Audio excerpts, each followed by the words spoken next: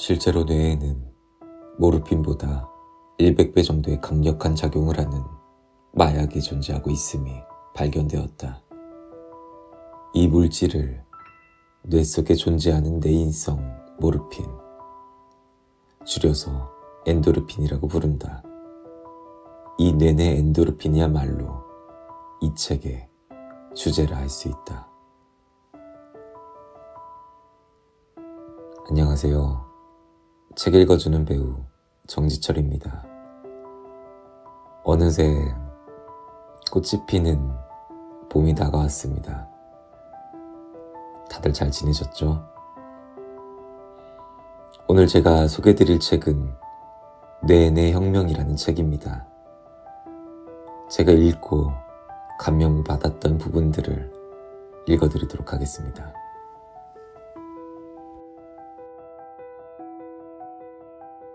인간은 화가 나거나 스트레스를 많이 받으면 뇌에서 노르아드레날린이라는 물질이 분비된다. 이 물질은 호르몬의 일종인데 강한 독성을 지니고 있다. 자연계에 있는 독 중에서 뱀의 독 다음으로 독성이 강하다고 한다. 물론 뇌내에서 분비되는 호르몬은 미량이다. 하지만 항상 화를 내거나 스트레스를 받으면 그 독으로 인해 병에 걸리고 노화가 진행되어 수명이 단축된다. 아무리 불쾌한 일이 있어도 상황을 긍정적으로 해석하면 뇌에서는 몸에 좋은 호르몬이 나온다. 반면 아무리 좋은 환경이어도 화를 내거나 남을 미워하거나 불쾌한 기분으로 지내면 몸에 좋지 않은 물질이 나온다. 만사를 플러스 발상으로 받아들이고 언제나 긍정적으로 살아가면 건강과 젊음을 유지하며 질병과 인연이 없는 인생을 보낼 수 있다.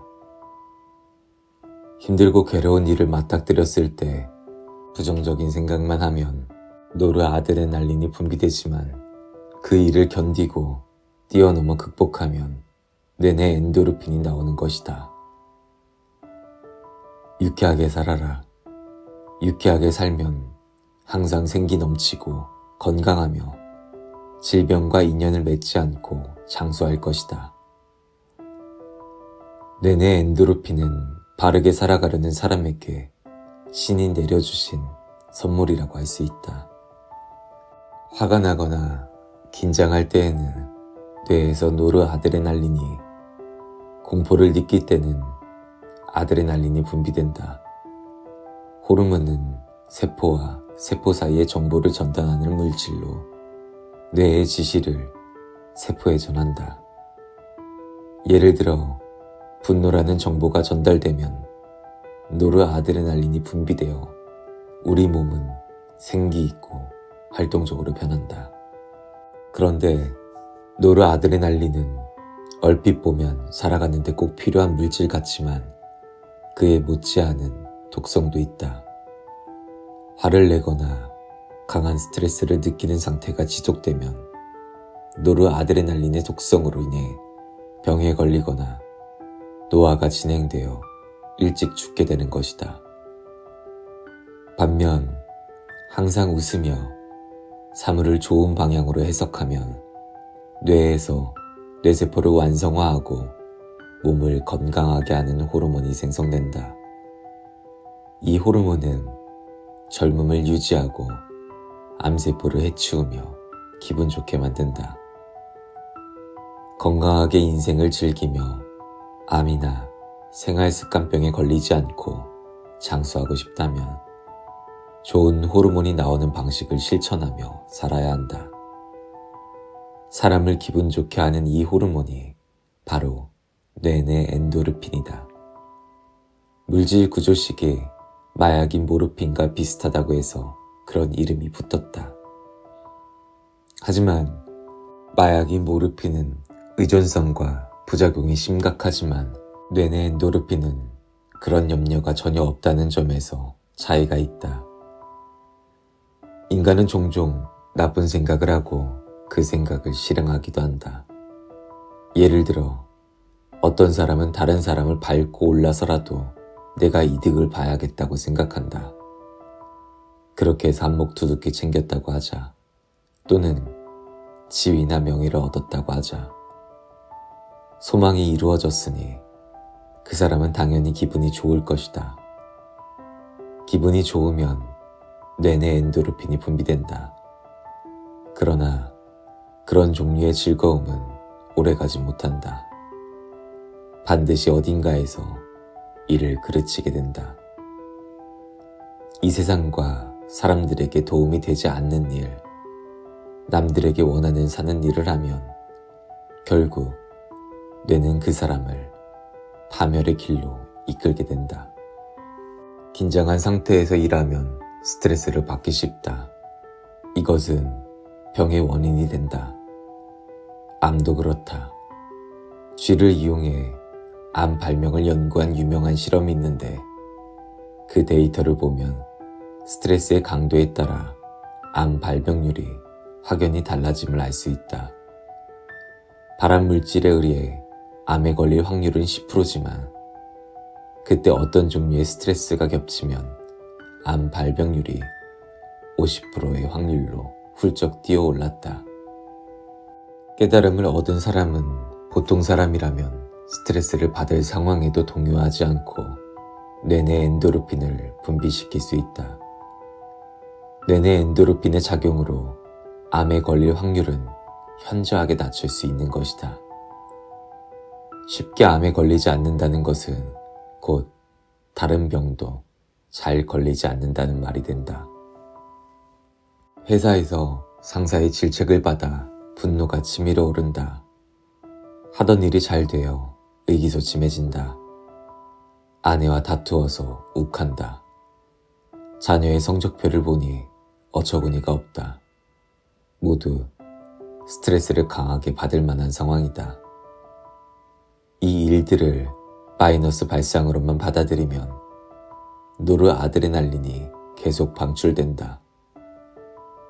하루 중 우리가 눈을 뜨고 있는 시간은 15시간에서 16시간 정도인데 그 시간 내내 노르아드레날린 같은 물질이 분비된다면 우리 몸은 어떻게 될까? 혈압이 점점 상승하여 혈관을 막히는 속도가 빨라질 것이다. 뇌뿐 아니라 모든 장기에 그런 현상이 일어나므로 생활습관병에 걸릴 위험도 커지고 노화가 앞당겨진다. 그렇다면 이때 어떻게 해야 할까? 뇌를 잘 활용해야 한다. 무슨 일이든지 한번 경험한 일은 전부 뇌에 축적된다. 시간이 흐른 뒤 같은 경험을 하면 뇌는 과거의 기억을 끄집어내서 과거와 같은 대응을 하려는 경향이 있다. 예를 들어 회사원이 사장님이 부르십니다 라는 말을 들었다고 하자.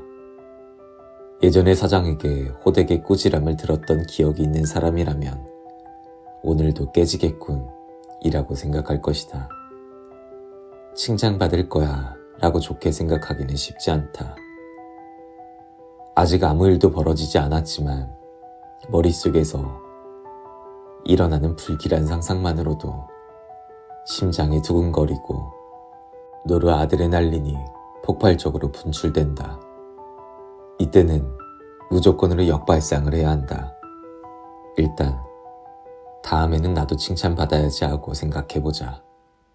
그 순간 쾌감 호르몬이 나와 불쾌한 생각을 중화해준다. 그러면 수축했던 혈관이 원상태로 돌아가 혈액이 원활하게 흐르기 시작한다. 일반적으로 70에서 80%의 사람들은 마이너스 발상을 한다고 한다. 이것은 안정을 바라는 본능적인 사고방식부터 기인한다. 하지만 뇌내 엔도르핀의 존재를 알고 난 지금부터는 사물을 플러스 발상으로 받아들이는 편이 훨씬 더 좋다는 사실을 알게 되었을 것이다. 우리는 살아있는 한 스트레스를 피할 수 없다. 학생은 아무리 싫어도 시험을 봐야 한다. 그때 진짜 짜증난다 하고 과잉 반응하여 불안과 걱정에 휩싸이면 면역력이 확 떨어진다. 하지만 시험을 잘 볼 자신은 없지만 그래도 잘 되겠지 라고 마음을 편히 먹으면 면역력은 크게 변화를 보이지 않는다. 이런 심리적인 차이는 우리가 생각하는 것보다 훨씬 더 크게 인생에 영향을 미친다. 불안과 걱정이 많은 사람은 시종일관 걱정을 하느라 스트레스를 받는다. 그런 사람은 늘 노르아드레날린이 아드레날린의 세상에 떨어진다. 반면 같은 처지나 상황에서도 낙천적인 사람은 베타 엔도르핀의 세상에서 살 수 있다. 장기적으로 보면 건강 상태부터 인생의 성공과 실패에 이르기까지 우리 삶의 많은 부분이 플러스 발상과 마이너스 발상에 따라 달라진다. 미국에서 발달한 소망실현 성공 법칙의 기본 원리는 좋은 생각을 하면 좋은 일이 생기고 나쁜 생각을 하면 나쁜 일이 생긴다는 내용이다. 이것을 뇌과학적으로 표현하면 좋은 생각을 하면 뇌에서 좋은 호르몬이 분비되고 나쁜 생각을 하면 뇌에서 나쁜 호르몬이 분비된다 라고 바꿔 말할 수 있다. 때로 어떤 일을 시작할 때 저도 모르게 긴장해서 실력을 발휘하지 못하는 이른바 노력 역전의 법칙이 적용되곤 한다. 이것은 아드레날린 계통의 신경 전달 물질 때문이다. 이때 플러스 발상을 해서 의식적으로 뇌내 엔도르핀을 분비하면 뇌파가 알파파로 바뀌게 되면서 대뇌의 전두의 연합력이 활성화된다. 그런 상태에서의 의식과 잠재의식이 통합되어 뇌의 심층 단계에서 성공을 향해 긍정적으로 발상할 수 있게 된다. 이 상태에서는 잠재의식을 의식적으로 통제할 수 있으므로 다양한 능력이 활성화된다. 잠재의식이 활성화되면 감이나 영감을 발휘하기 쉽고 그만큼 뛰어난 창의성을 발휘할 수 있다.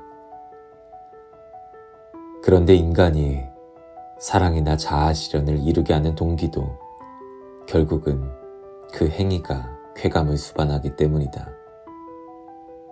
아무리 고매한 이상을 갖고 있어도 인간은 쾌감을 얻을 수 없는 일은 결국 하려고 하지 않는다. 다만 고맙게도 우리는 좋은 일을 하면 좋은 호르몬이 나오도록 설계되어 있다. 연인을 위해서, 아이를 위해서, 아내를 위해서, 조직을 위해서라고 생각하면 힘들고 고된 일을 하면서도 쾌감을 얻을 수 있다. 그러면 뇌파는 알파파 상태가 되고 베타 엔도르핀이 활발하게 분비된다. 우울증인 사람은 거의 종일 잔다. 의욕을 불러일으키는 도파민 호르몬이 고갈되어 거의 분비되지 않기 때문이다. 이것을 파킨슨병이라고 한다. 파킨슨병의 반대는 도파민이 비정상적으로 분비되어 생기는 조현병이다. 약물요법으로는 눈앞에 나타난 증상을 개선하는 반짝 효과는 있겠지만 근본적으로 치료하기는 힘들다. 이 환자는 명상과 식사, 운동으로 증상이 대단히 호전되었다.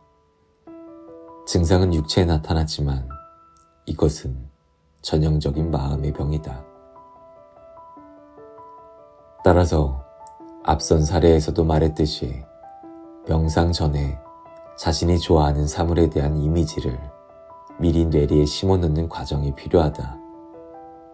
즐거운 이미지를 떠올리면 뇌내 엔도르핀이 나와서 기분이 좋아지고 잡념을 비교적 쉽게 없앨 수 있기 때문이다.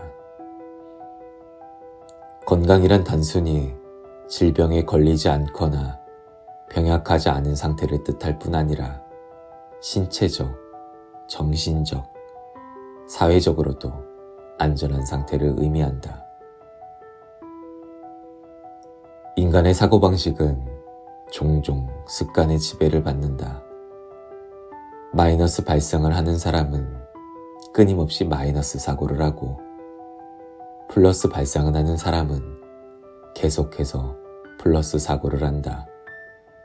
플러스 사고와 마이너스 사고가 1년, 3년, 5년 이런 식으로 꾸준히 누적되면 하늘과 땅만큼 현격한 차이로 드러난다. 예를 들어 내가 완성되는 25세 즈음에 완전히 같은 신체 조건이었던 두 사람이 있다고 하자. 한 명은 플러스 발상을 하고 다른 한 명은 마이너스 발상을 하며 살다가 그들이 20년 뒤에 다시 만났다. 두 사람은 외모와 건강 상태, 노화 정도의 10년은 좋게 차이가 날 것이다. 뇌 내 엔도르핀을 정복하는 자는 인생을 정복한다고 해도 과언이 아니다.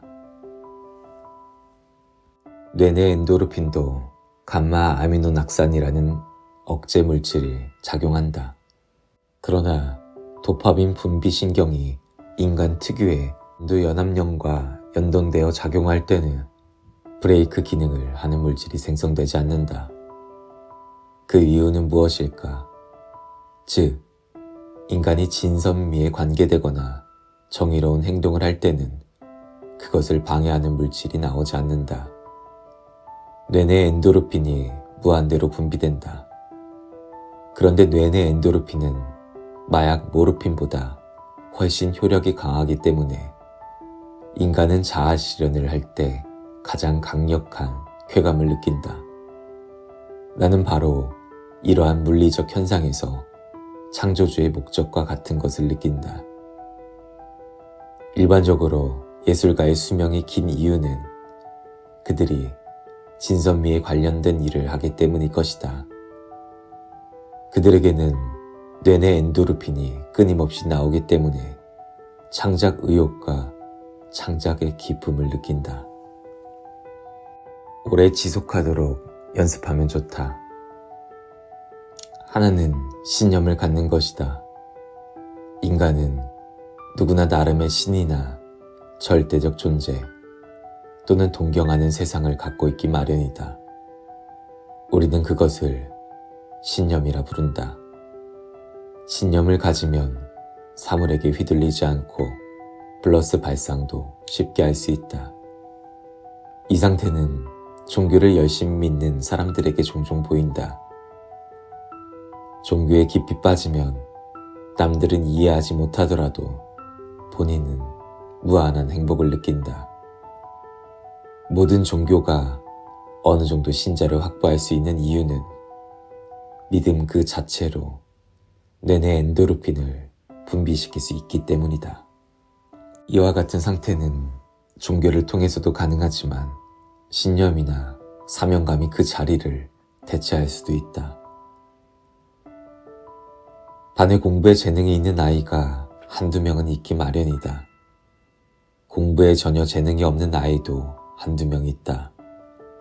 또 엄청나게 힘이 센 아이, 남의 기분을 맞춰주는 것을 잘하는 아이, 다양한 방면에서 소질을 보이는 아이들이 뒤섞여 있다.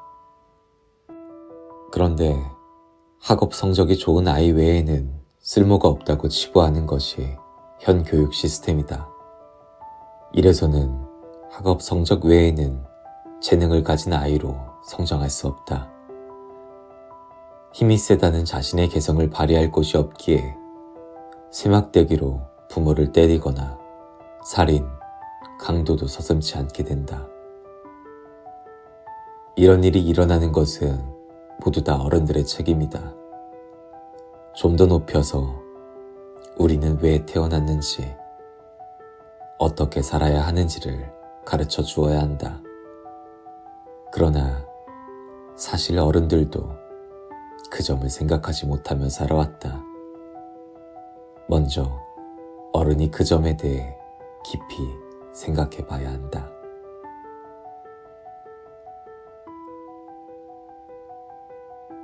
긴 영상 시청해 주셔서 진심으로 감사합니다. 구독과 좋아요는 저에게 큰 힘이 됩니다. 모두 매일매일이 행복하시고 또 그 안에서 건강하시기를 진심으로 바라겠습니다. 다음에 또 올게요. 안녕.